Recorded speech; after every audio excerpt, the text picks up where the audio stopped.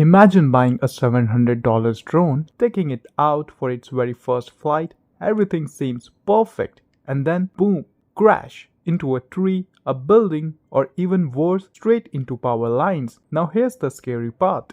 Most DJI Mini 3 Pro crashes don't happen because the drone is defective. They happen because new pilots trust features they don't fully understand. I have spent hours researching real crash stories from DJI owners, drone communities, and experienced pilots, and the same mistakes keep appearing again and again. In this video, I'm going to show you 10 beginner mistakes that can destroy your DJI Mini 3 Pro or any other drone and explain why they happen and most importantly, how you can avoid them. Let's save your drone before your first crash. Mistake 1. Believing obstacle avoidance makes you crash proof.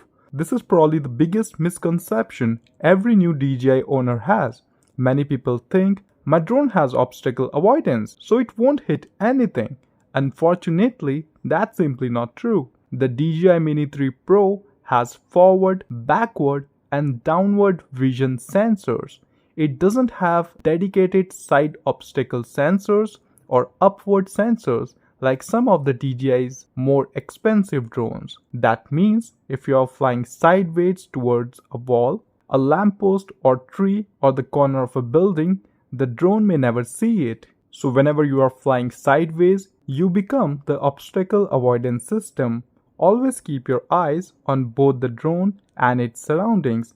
Never rely solely on the sensors. Mistake number 2. Flying in sport mode near obstacles. This one surprises almost everyone. Sport mode feels amazing. The drone becomes faster, more responsive, more exciting. But here's what DJI doesn't emphasize enough. During sport mode, obstacle sensing and obstacle avoidance functions are greatly reduced or unavailable depending on the flight scenario. That means your Mini 3 Pro will not brake the way it does in normal mode. Imagine flying between trees, you think the drone will stop. Instead, it keeps going, and by the time you react, it's already too late. This is why experienced pilots only switch into sport mode when they are flying in completely open spaces. Mistake number 3. Taking off before GPS is ready. This mistake doesn't cause an immediate crash. Instead, it causes panic later. Many beginners are excited. They power on the drone, just wait a few seconds, take off immediately. But here's the problem. The drone may not have established a strong GPS lock. Even worse, it might not have updated the home point. Imagine losing signal. You press return to home. The drone starts flying, but it's returning to the wrong location. So what should you always do? Before every flight, wait until the DJI app announces. Check that you have a strong GPS signal. Only then take off. Those extra 20 to 30 seconds could save your entire drone. Now here's something even more dangerous. The next mistake has destroyed hundreds of DJI drones, and obstacle avoidance can't save you from it. Mistake 4. The return to home altitude that crashes more drones than it saves. Let's talk about one setting that has caused countless avoidable crashes. A lot of beginners either leave the default setting without thinking or they set it way too low. Imagine you are flying near a neighborhood with 5-story buildings or tall trees. Everything is going great. Suddenly, you lose signal. The drone automatically activates return to home. But instead of climbing above the obstacles, it flies straight into a tree or building because the RTH altitude wasn't high enough. Now here's the opposite mistake. Some people set their RTH altitude to the maximum, 120 meters or even higher where regulations allow, thinking higher is always safer. Not necessarily. If you are flying in an open field and your drone climbs much higher than needed, it spends extra battery reaching that altitude before flying home. That wasted battery can matter if you are already running low. So a quick pro tip: before every flight, look around your location, find the tallest obstacle, set your return to home altitude at least 20 to 30 meters higher than the obstacle while staying within your local aviation regulations. And if you are flying in an open beach or field, you don't need an unnecessarily high RTH altitude. So it's better to adjust it for every flying location. Mistake 5 is flying backwards without looking. This one is incredibly common, especially when you are trying to create cinematic shots. Picture this. You are filming your friend walking towards a beautiful sunset. The drone is flying backwards.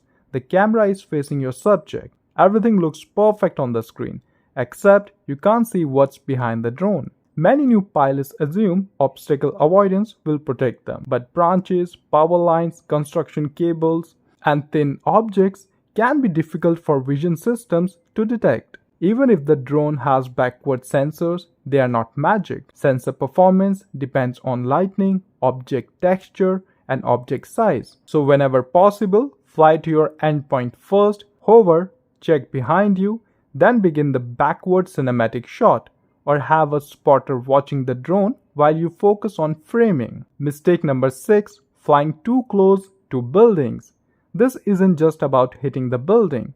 Buildings create two problems many beginners don't know about. Problem 1, GPS reflection. Large concrete and glass buildings can reflect the GPS signals. This is called multipath interference. Instead of receiving clean satellite data, your drone may temporarily receive reflected signals that can cause inaccurate positioning or unexpected drifting. Problem 2, wind tunnels. Imagine standing between two tall buildings on a windy day. The wind suddenly feels much stronger. That's because the buildings compress the airflow. The exact same thing happens to your drone. You may think the weather is calm, but once your Mini 3 Pro flies between buildings, the wind speed can increase dramatically.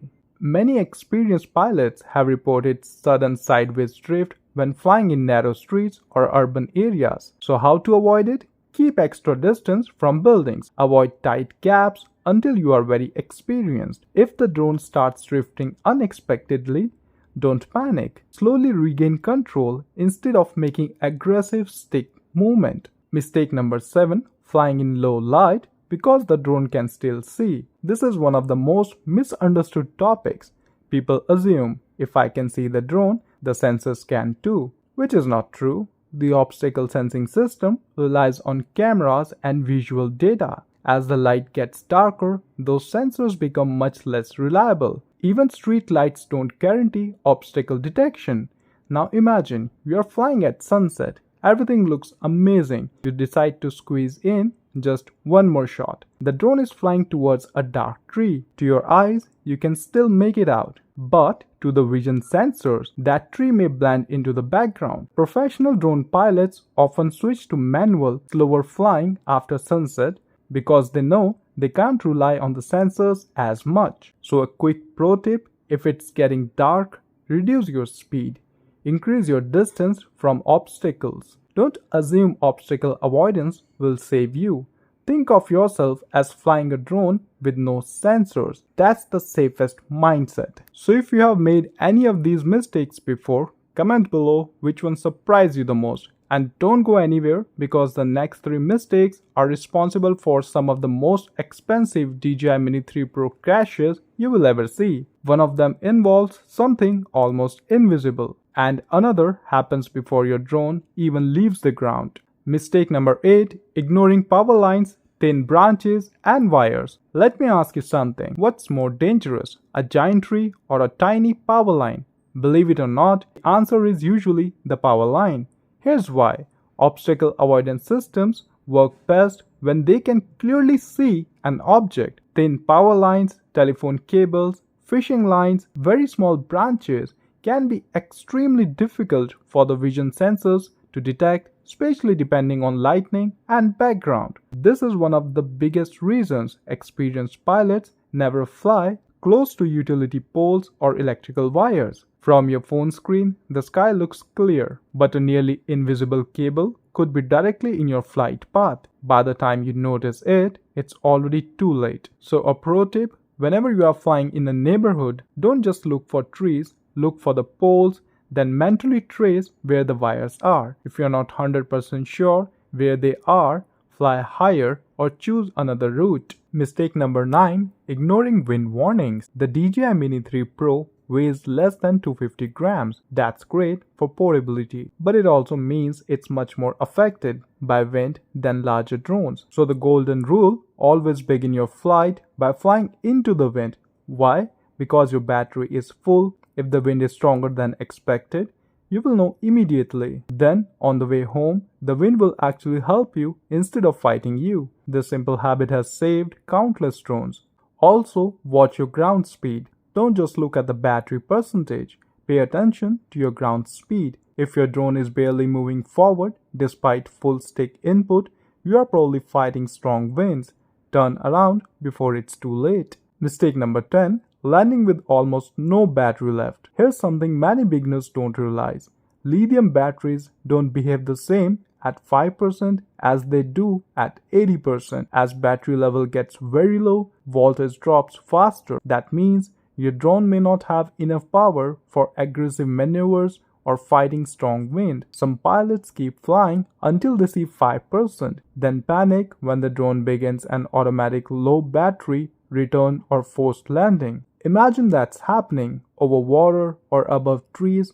Not a good situation. So my personal rule: I start heading home around 30% battery. I aim to land between 20% to 25%. That leaves a safety buffer if the weather changes or I need another minute or two to land safely. Don't think of the last 20% as flying time. Think of it as your emergency reserve. Lastly, a bonus mistake that you all make: calibrating the compass before every flight. This one surprises almost everyone.